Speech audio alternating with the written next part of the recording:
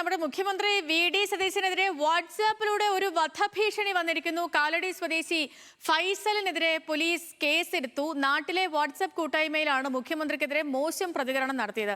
അബ്ദുൾ റഹീം വിവരങ്ങളുമായി ചേരുന്നു. റഹീം, വിവരങ്ങൾ.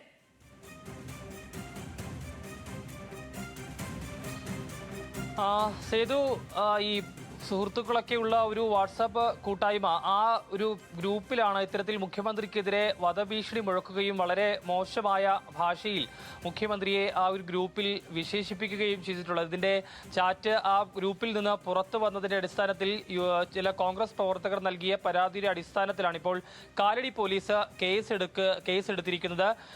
കാലടി സ്വദേശിയായിട്ടുള്ള ഫൈസലാണ് ഇത്തരത്തിൽ ഒരു പ്രതികരണം ഈ വാട്സാപ്പ് ഗ്രൂപ്പിൽ മുഖ്യമന്ത്രിക്കെതിരെ നടത്തിയിട്ടുള്ളത്. വളരെ മോശമായ ഭാഷയിൽ തന്നെയാണ് അദ്ദേഹം മുഖ്യമന്ത്രിയെ വിമർശിക്കുന്നത്. അതിൽ മുഖ്യമന്ത്രിയെ കൊല്ലാൻ ഇവിടെ ആളില്ലേ എന്ന തരത്തിലുള്ള പ്രതികരണമൊക്കെ ഉണ്ട്. ഏതായാലും ആ ചാറ്റ് പുറത്തു വന്നതോടെയാണ് ഇത്തരത്തിൽ ഫൈസലിനെതിരെ കോൺഗ്രസ് പ്രവർത്തകർ പരാതി നൽകുകയും നിലവിൽ കാലടി പോലീസ് കേസ് എടുക്കുകയും ചെയ്തിരിക്കുന്നത്. സീതു.